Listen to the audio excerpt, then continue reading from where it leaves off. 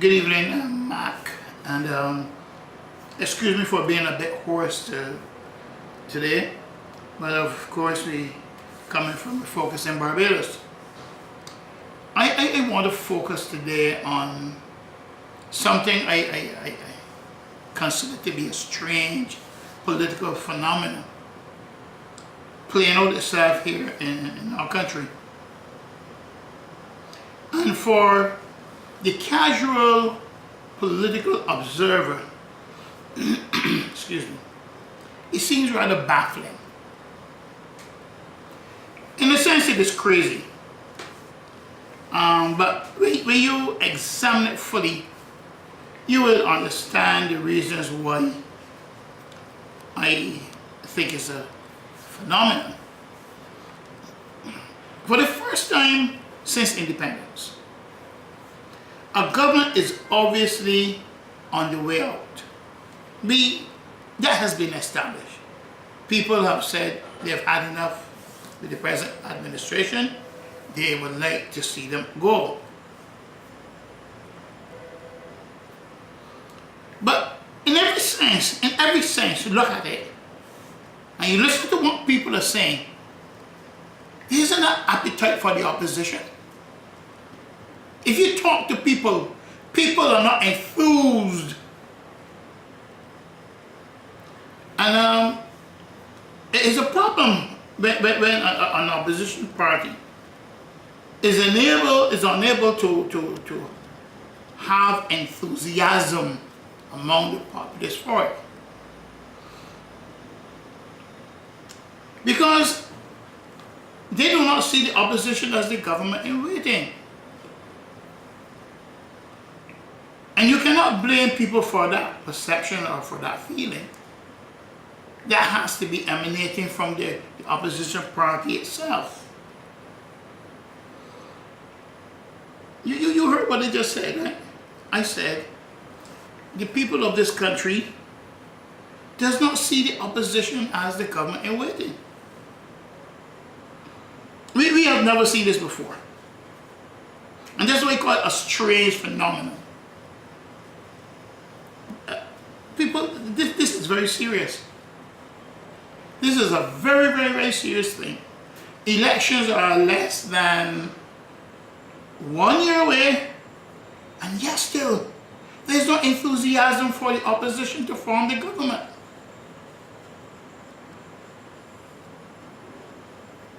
I talk to people, and almost in every instance, people are saying to me, Mr. Nichols or Mark, I don't see the opposition as being ready to take over the reins of government. And what makes it worse is that a very large number of people have serious reservations about coalescing around the leadership of the party. And we have to understand this. Bajans usually follow leaders. Bajans like strong leaders. But while Bajans are fed up with the government at the same time, they don't head over heels with the opposition. And that's a fact. You're not hearing people clamoring that cannot wait for the next election to get the opposition in office.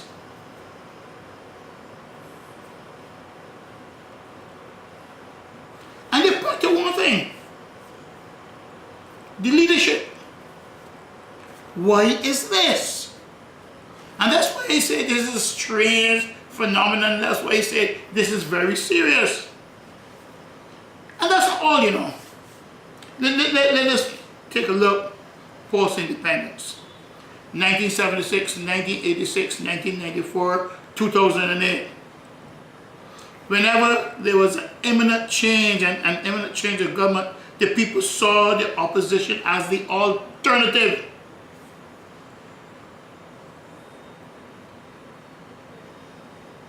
People were ready to give the opposition a chance because the opposition has shown itself to be ready. But I go a bit further. And this is the greatest indictment on the opposition. And I think it's a serious problem. This is the indictment, that instead of the opposition birthing ideas, it is birthing splinter groups.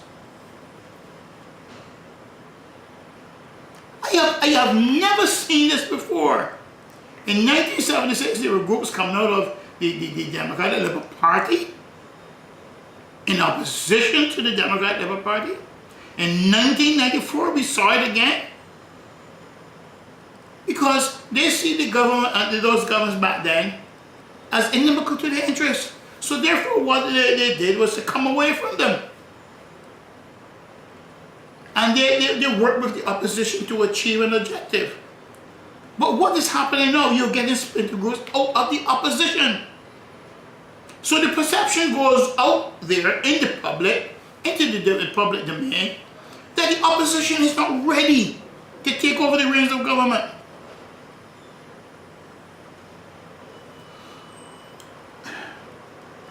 At this old age, at the Barbados Labour Party old age, they should not be getting children. They should not be getting children at this age. It's too old to be getting children. But it's birthing splinter groups. We want to see ideas come out of that party. It has to behave like the oldest political party in the Caribbean. It has to behave like it's mature and it's grown up. We have never seen this. Call these people who have come out of the Barbados Labour Party disgruntled if you want. But for those of us who think and are thinking, it reveals a deeper problem.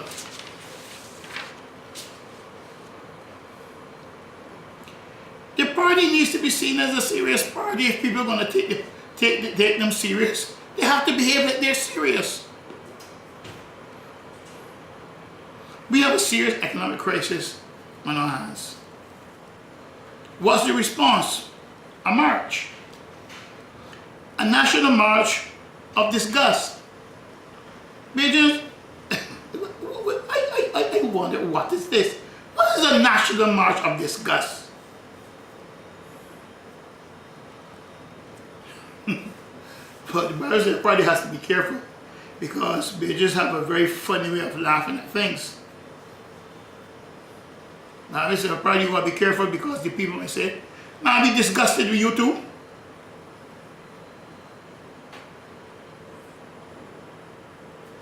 Instead of protest, why not engage? This is a serious problem that we have. We could be facing devaluation. The government doesn't have enough money to pay to meet its commitments. That is serious. Engage the people. What's the march for? How are we going? Which is the way forward? Which is the way forward? That's what people want to know. How are we going to tackle the problems we have as a country? There are a few thousand young people out there that need hope. They're not getting it from the government, for sure. And it seems as though they will not get it from the opposition either. I'm saying again, this party needs to be a very serious party. Am I to believe that the opposition is waiting to win the government by default?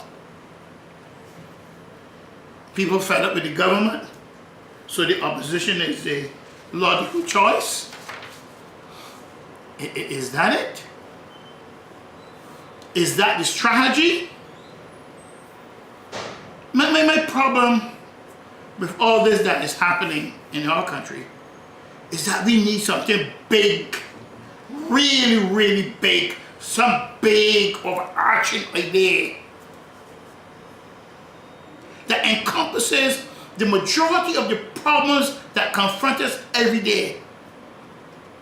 Whether it's a lack of good leadership, lack of good management, whether it is the problems we have with deviant youth. whether it's the problems we have in the home. We need something that is big and transformative.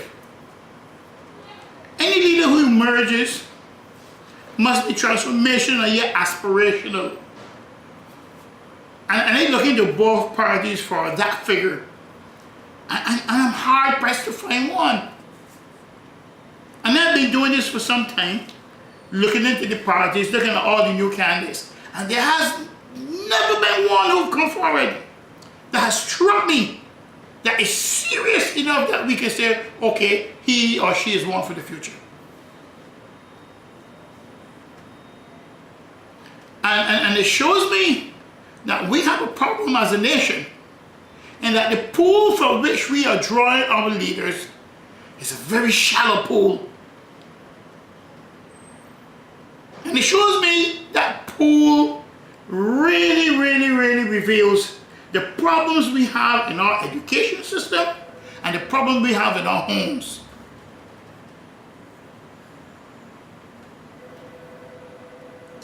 I am hard pressed to find anyone who meets that standard. We came through the 50s with Sir Grantley, then Albert Barra, then Tom Adams, then Bree St. John, then Sir Erskine Lloyd, then Owen Arthur, and to a much less extent David Thompson. I won't put him in that group. He goes in a separate group. But if you look and see those who have gone before and how they have given to our country, how they have led our country, and you look at the quality of those men and the quality of their minds and compare it to what we have now, you would realize that we have a serious problem. And that problem that we have is evident today in the quality of speeches in our parliament. Look at the quality of the leadership in our ministries. And you see that there is a serious, serious problem that this country has going forward. And why are men of great integrity staying away from politics? We have a lot of poor boys and poor girls coming into politics because people of integrity don't want to get in. They come in, and then when they come in, they do the dog, literally speaking. They go on the rampage. Nobody can stop them. And this is a country that is in a mess, economically and socially, and we have an opposition faced with a serious problem who refuses to be serious.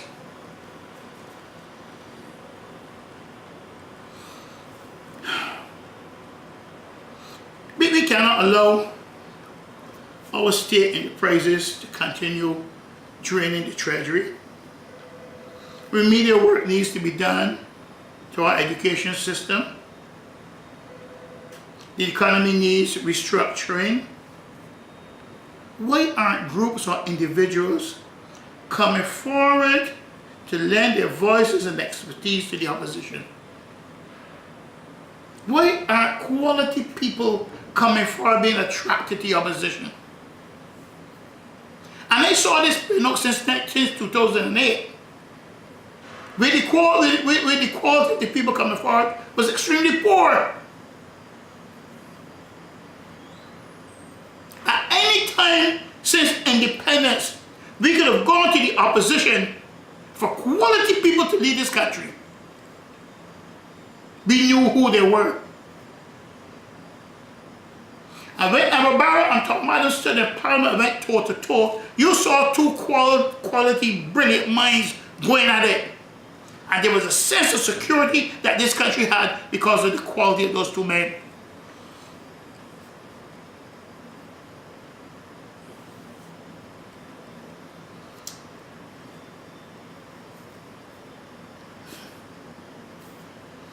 But that's what we get when we sit back and we decide we want the change to come from the political parties. That's what happens when we want the change to come from top down. That's the problem we face. We may change the government, but we may not change the fundamental problems that face this country. I thank you for listening. I am still Mark. We are still focusing Barbados. Thank you.